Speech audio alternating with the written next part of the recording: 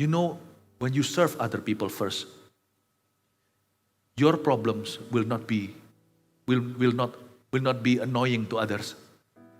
Waktu kita melayani orang lain dulu, problemamu tidak menjadi sesuatu yang mengganggu. Semua orang terbeban untuk you. Mana lebih berkuasa? Orang yang 10 tahun berkata pray for me dengan orang yang berguna dalam kehidupan orang lain. Dan kalau orang itu ada apa-apa, semua orang yang merasa hidupnya berguna itu semua berkepentingan untuk mendoakan Anda.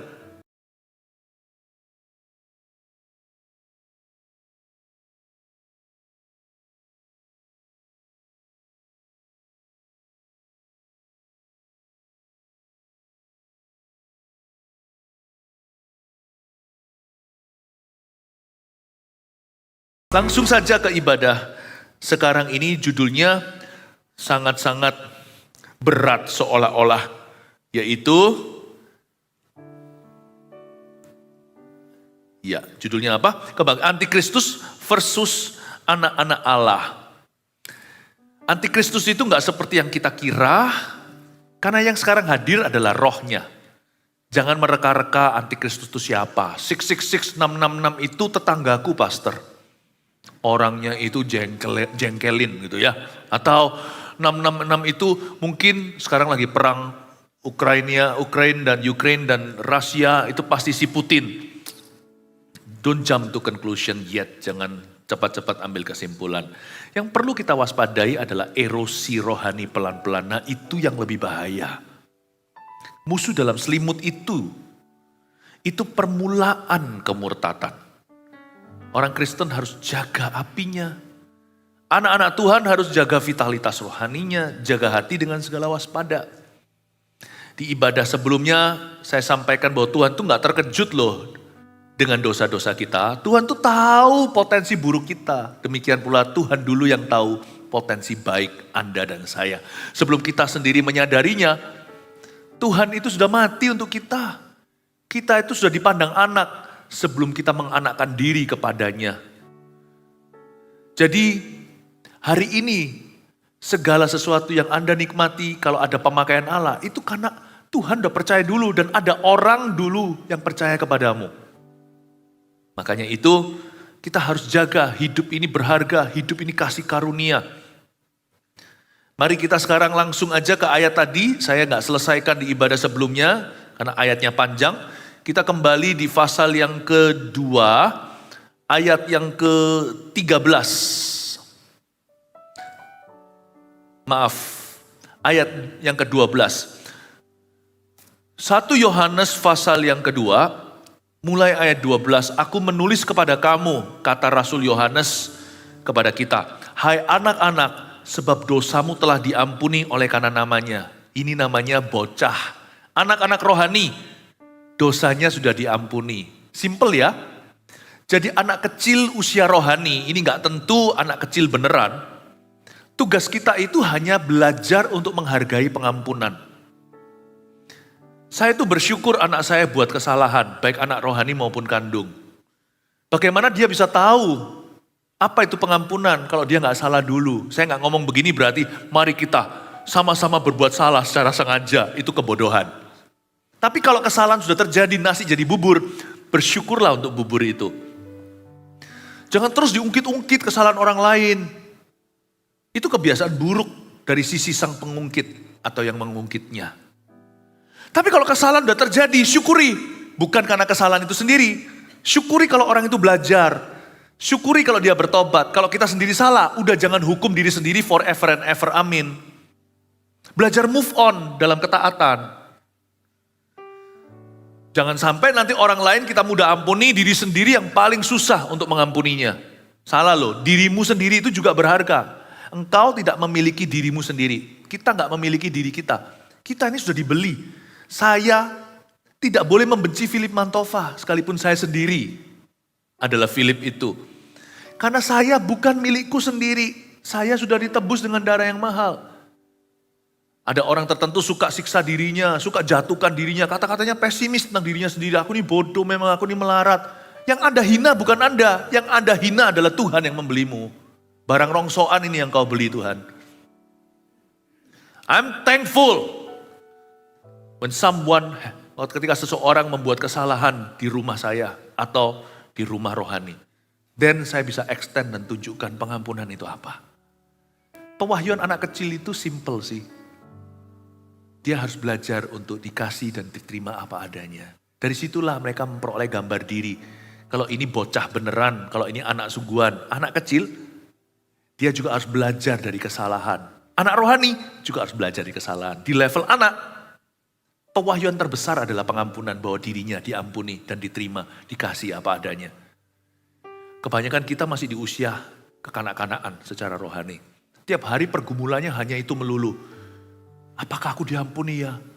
Have I been forgiven? Have you forgiven me? Cepatlah move on lah, cepat dewasa iman. Jangan melulu soal pengampunan.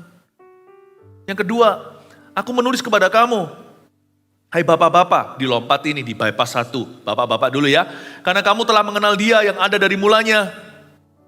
Aku menulis kepada kamu, hai orang-orang muda. Karena kamu telah mengalahkan yang jahat. Bapak-bapak disebut dulu. Karena kamu sudah kenal dia. Mungkin karena Yohanes menyebut anak kecil, jadi bapaknya disinggung sekalian. Seorang bapak rohani dan juga seorang yang dewasa iman harus bisa membantu orang lain mengenal Tuhan. Arti kata, hai bapak-bapak karena kamu telah mengenal dia, itu bukan berarti bapak itu adalah bapak itu sempurna. Karena dia ini bukan bapak-bapak, ini bukan bapak di sorga. Ini bapak-bapak majemuk, ini berarti manusia. Ini bicara tentang usia rohani juga, bapak rohani. Harus menjadi orang yang mengenal dia dan memperkenalkan dia ke orang lain. Alias orang yang sudah dewasa rohani pasti jadi teladan. Bahkan bisa jadi teladan saat dia melakukan kesalahan. Makanya ada kata I am sorry atau maafkan aku ya nak. Kalau kita itu semakin dewasa iman, semakin hari semakin jadi teladan. Dan menjadi teladan itu susah terus terang. Sebab manusia menuntutmu sempurna. Tapi untungnya di kamus Yesus, tidak ada kesempurnaan yang demikian. Saya nggak bawa stres bahwa saya harus sempurna jadi pendeta. Asal saya tidak melakukan sesuatu dablek gitu ya, bahasa Surabayanya secara kesengajaan. Saya pun belajar, jemaat pun tahu kami masih belajar. Di rumah saya sebagai seorang ayah atau sebagai seorang papa, anak-anak saya tahu saya masih belajar. Dalam parenting yang saya lakukan, mendidik membesarkan anak. Saya didik mereka sebaik mungkin sesuai dengan apa yang saya ketahui. Saya didik mereka sebisa mungkin menurut apa yang saya kuasai. Tapi ketika saya salah, saya gak akan jadi papa yang angkuh. Saya berani minta maaf sama putra-putri saya. Dan ini melanggar budaya orang timur, orang Indonesia. Orang tua gak pernah akan minta maaf sama anak-anaknya. Hilang muka lah, nanti anaknya bisa naik ke atas kepala, nanti kurang ajar. Enggak apa-apa loh bilang minta maaf. Malah justru membebaskan anak itu dari kepahitan. Memberi kesempatan anakmu untuk mengampunimu itu juga satu anugerah. Tapi kalau anak Anda harus mengampuni Anda setiap hari berarti hidupmu salah. It's okay. Gak apa-apa itu. Bapak-bapak dikatakan aku menulis kepada kamu, hai bapak-bapak karena kamu telah mengenal dia.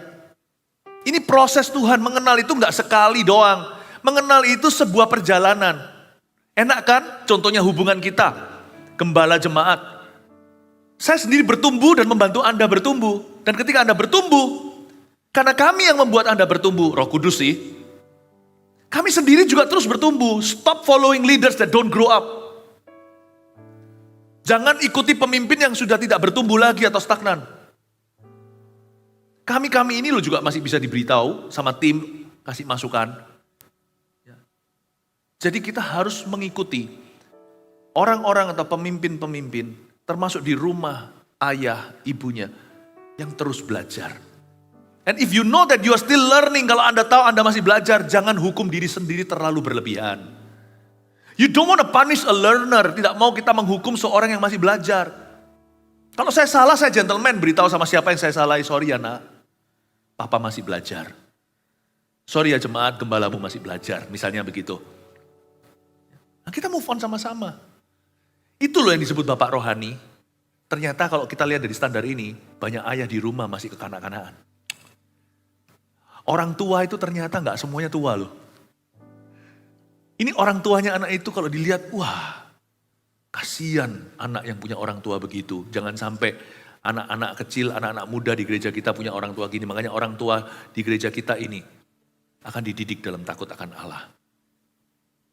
Hai orang-orang muda, karena kamu telah mengalahkan yang jahat. Kalau orang-orang muda itu belajar apa? Belajar peperangan rohani. Orang muda harus belajar untuk berkata tidak kepada pengaruh yang buruk.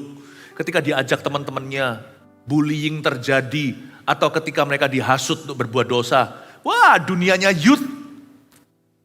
Dunia youth beneran dan dunia youth secara rohani. Waktu kita mulai pelan, setelah kita diselamatkan, lalu kita bertumbuh perlahan-lahan.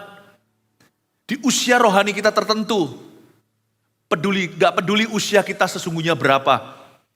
Kita harus belajar untuk berkata tidak pada dosa. Orang Kristen yang hanya jatuh bangun dalam dosa, diampuni jatuh lagi, orang itu belum bertumbuh. Mau sampai kapan jadi orok rohani? Ayo cepat bangkit. Belajar untuk taat, belajar melayani. Makanya di gereja kita ditantang masuk CG. Sebab kita tidak di dalam bisnisnya mengkoleksi bayi-bayi rohani. Bayi-bayi di gereja ini harus semuanya didewasakan.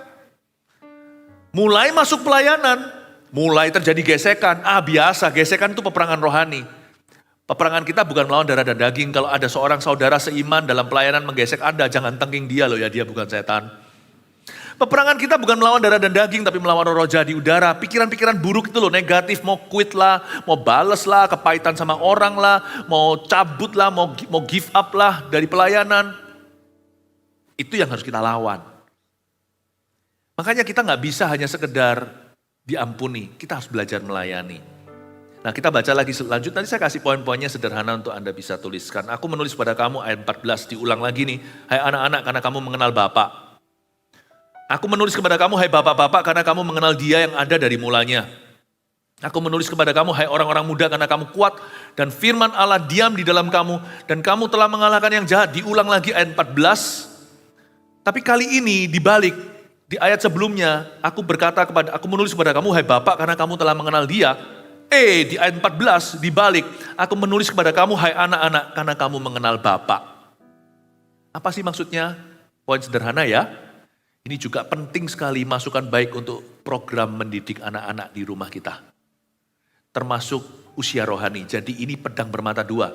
Bicara tentang usia rohani, orang bisa umur 60 tapi masih bayi rohani, isinya cuman jatuh bangun dalam dosa dan kepahitan, kecewa sama orang, kecewa sama pendeta, kecewa sama orang Kristen. Waduh, mau sampai kapan gitu? Mau sampai masuk surga? Ini bicara tentang usia rohani, gak peduli dia usia berapa. Tapi ini pedang bermata dua, juga bicara membantu kita orang tua untuk parenting anak-anak kita. Di usia tertentu, usia anak, waktu dia masih kecil, bayi, balita, hingga dia sebelum remaja, itu apa yang paling perlu ya buat anak kecil? Ini saran bagus buat kita. Nomor 1 tuliskan. Di usia anak, mereka perlu figur bapak dan mengerti pengampunan dosa. Itu penting. Usia tertentu anak itu ya, itu pembentukan figur bapak. Makanya di sini Yohanes menuliskannya, aku menulis kepada kamu hai anak-anak ayat 14 karena kamu mengenal Bapa.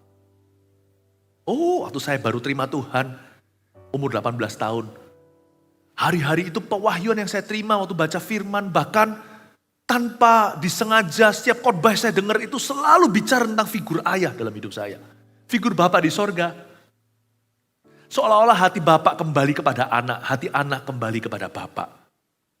Penting loh, the first years of you being a Christian, tahun-tahun pertama Anda menjadi orang Kristen, Anda harus mengenal kasih Bapak. Itulah sebabnya jangan tergesa-gesa orang barusan bertobat dikasih pelayanan kepemimpinan. Figur ayah belum kuat, nanti dengan roh yatim piatu dia akan sombong sekali kalau punya posisi.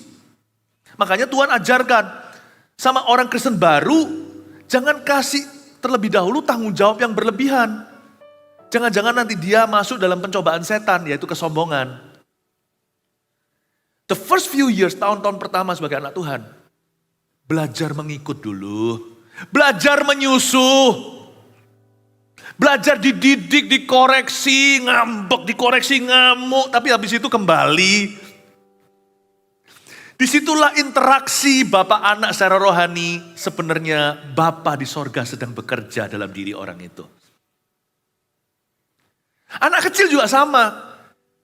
Kalau di usia tertentu jangan sampai kita itu hanya kerja-kerja saja. Yang penting uang sekolah. Yang penting sepiring nasi, semangkuk berlian.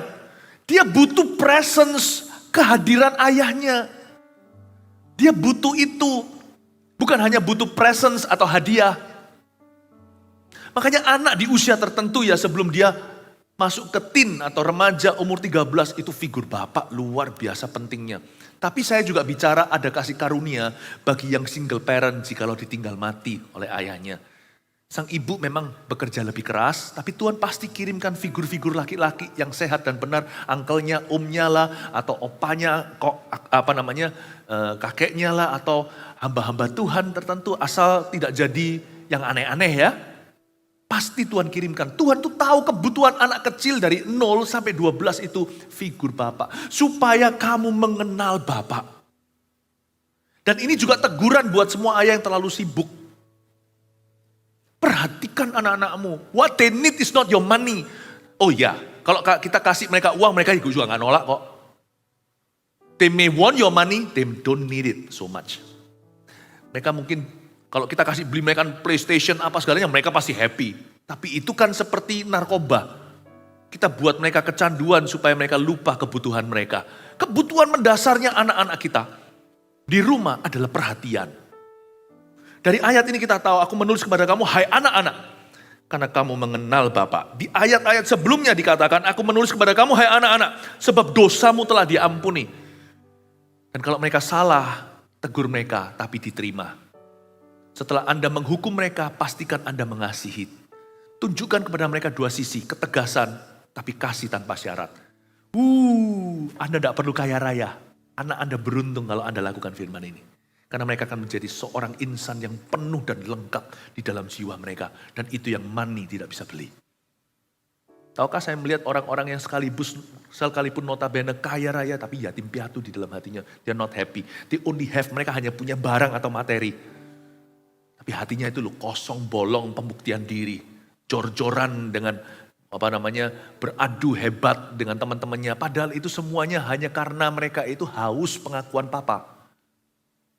Mereka cari kegilaan di luar sana untuk tunjukkan sama teman-temannya. Padahal yang mereka butuhkan hanyalah elusan dari air berkata, I'm proud of you, aku bangga sama kamu. Kasihan ya, banyak roh penasaran di luar sana diselubungi emas, perak, dan permata. I don't want my children to grow up like that. Mari kita pegang ini baik-baik. Nah, anak-anak Allah itu pembentukannya gini. Sebelum kita ngomong antikristus nih. Kalau mereka dari kecil udah kenal Bapak, gak akan kena antikristus, percayalah. Orang takut sekali, nanti disuntik ini, nanti 666 segalanya. Aduh, yang paling perlu ditakuti itu roh manusia yang salah. Kalau rohnya benar itu gak mungkin dihinggapi sama setan. Saya gak perlu terlalu gubriskan, karena orang itu sukanya panik sendiri. Kalau saya sih, saya didik anakku dengan benar. Tuhan pasti akan tuntun hidupnya dan lindungi. Lalu anak muda masuk ke taraf apa? Kalau kita melihat di sini anak-anak muda di ayat sebelumnya dijelaskan bahwa kamu telah mengalahkan yang jahat. Lalu di ayat 14 diulangi lagi karena kamu kuat dan firman Allah diam di dalam kamu. Di usia remaja secara rohani maupun secara usia beneran, penting sekali mereka diajari untuk melakukan firman Tuhan. Mereka harus mengenal peperangan rohani. Mereka harus perlu mengenal peperangan rohani. Dan kita ajari mereka untuk melayani. Alangkah baiknya anak-anak remaja dari sejak usia belia. Mereka sudah kenal firman Tuhan. Tidak ada berkat lebih besar daripada anak remaja Anda yang sungguhan suka membaca firman. Makanya saya pentingkan Army of God di gereja kita di mana-mana. Apalagi di ibu kota Jabodetabek sini. Anak-anak muda sekarang banyak yang rusak karena pergaulan. Duniawi pikirannya, diseretnya tuh luar biasa. Ada banyak hal yang masih diperdebatkan ini itu apa. Dunia sendiri belum pasti. Metaverse lah, yang kripto lah. Saya nggak berkata benar atau salah, saya nggak berkomentar. Tapi a lot of things have to be tested Mas Ian. Banyak hal masih perlu diuji kemudian hari. Tapi dunianya anak muda itu gila loh. Bener loh. Ngomong sama anak-anak muda sekarang nggak nyambung. Termnya lain soalnya. Zaman dulu orang-orang sudah masuk ke Facebook aja udah keren. TikTok aja sekarang udah mulai ditinggalkan. Apa next? Kita nggak ngerti. Beda generasi. Apa sih yang nari bro? Bisa video sendiri, nari-nari sendiri. But it's their world. It's their world. Kita udah gak bisa ngejar. Yang bisa sampai ke sana hanya firman jaga mereka. Dengan apa orang muda mempertahankan kelakuannya bersih? Firman. Dengan firman. Anak remaja harus diajari peperangan rohani. Artinya mereka harus ngerti membedakan tangan kiri dari tangan kanan. Mereka harus tahu apa itu betul, apa itu salah. Value harus masuk. Makanya itu, kalau dari kecil dipupuk hubungan, kasih bapak aman. Remajanya, ada apa-apa, anak akan tanya sama papanya. Value itu dibangun pelan-pelan, tapi dia akan deras. Dia akan high season. High season itu kalau udah musimnya liburan, beli tiket pesawat itu mahal dan penuh lagi. Kadang-kadang gak dapet. Rush hour kalau di Jakarta, jam tertentu orang pergi kerja atau pulang dari kerjaan. Itu macetnya luar biasa. Jangankan Jakarta, Surabaya aja begitu. Kalau sudah rush hour, susah. Susah. Isi bensin sebelumnya. Makanya itu kalau pupuk hubungan dengan anak, itu pupuk dari kecil. Jangan nanti kalau udah gede berkata, lu kok begini gitu hanya bisa kritik dia. Value itu dibangun pelan-pelan, tapi deras rush hour-nya itu waktu mereka remaja. Waktu mereka remaja itulah waktu anak-anak muda meninggalkan papa mama dan gerejanya. Atau bisa sebaliknya, waktu itulah mereka semakin melekat kepada orang tua dan gerejanya. Saya dorong Anda, jangan remehkan anak itu lucu, imut, tiba-tiba Anda bangun tidur, bus, tinggi segitu.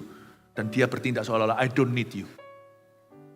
Padahal kemarin, papa, dikit-dikit, papa, mau ngapain? Pipis, papa, pipis. Oh pipis, ayo diajak. Nanti, papanya mau anterin dia aja ketemu temannya, enggak usah apa.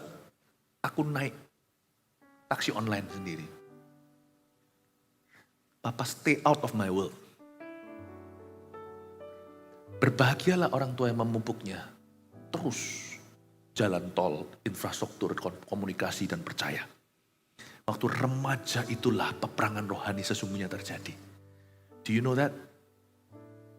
Itu terjadi. Secara rohani juga sama. Di taraf tertentu, orang-orang yang kita bimbing, gak bisa kita doakan terus. Jangan doain orang terus. Coba lihat orang ya, saya ajak Anda untuk menilai. Orang yang terus berkata doakan aku. 10 tahun kemudian masih doakan saya. Lihat gak? 20 tahun kemudian masih sama, doakan aku, supaya gini, supaya gitu. Coba lihat ya. Tahun pertama dia berkata doakan saya. Tahun kedua dia belajar untuk mendoakan orang lain karena kita ajari dia. Bukan I pray for you, you pray with me. Nanti tahun ketiga dia mulai bisa mendoakan kita malahan. Saling mendoakan. Wow lihat ya, 10 tahun kemudian jarang dia berkata doakan aku. Tetap dia didoakan. Tapi orang ini jadi kuat dan gagah perkasa imannya. Berbuah-buah lebat. Bapak ibu saudara, jangan terus doakan orang lain. Kalau orang berkata doakan saya, ada satu waktu, saya pasti akan ajari dia, now you pray with me. Saya tidak akan hanya mendoakan you harus berdoa bersama dengan saya.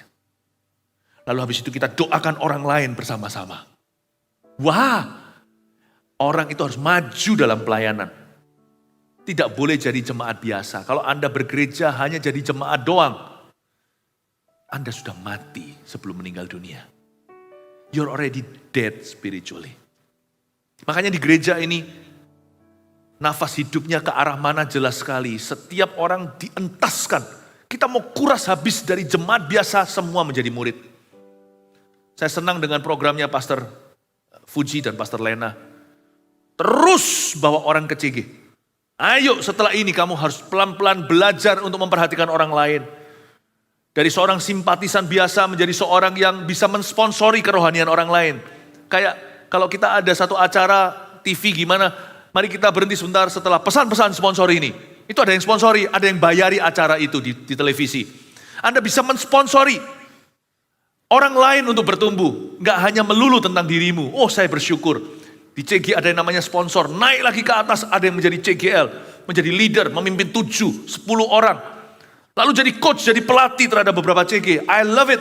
We all have problems. We will always have problems. Kita akan selalu punya masalah. But we don't stop at our problems. And we won't let our problems to stop us. Kita tidak akan mengizinkan masalah menghentikan kita. Kita tidak akan berhenti pada permasalahan kita. Kita bertumbuh, tetap ada masalah. Saya mendingan punya masalah tetap bertumbuh daripada punya masalah dan mandek bertumbuh. Daripada orang yang selalu punya mentalitas korban sampai kapanpun hanya meronta-ronta dan meminta-minta. Orang yang tidak bisa bertumbuh melampaui menjadi seorang pengemis kerajaan sorga. Pray for me, pray for me, pray for me, pray for me.